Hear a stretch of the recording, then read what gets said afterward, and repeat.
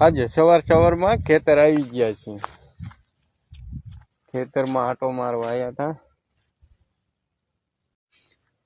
તો પછી ખેતરના ચણા જોયા। ચણા ખાય એવા થઈ ગયા છે। જેને પણ ખાવા હોય અને ચણાનું શાક કરવું હોય તે કોમેન્ટમાં જણાવજો।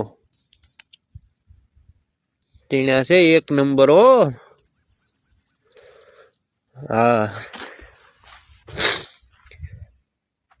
આપણું ખેતર છે એ તો ભાઈ ખેડૂત જ કરી શકે, બાકી બીજાનું કામ નહીં। નવી પેઢીનો નવો ખેડૂ હો। હા, શું તમારું કેવું કહેજો, મારા હાવ જો।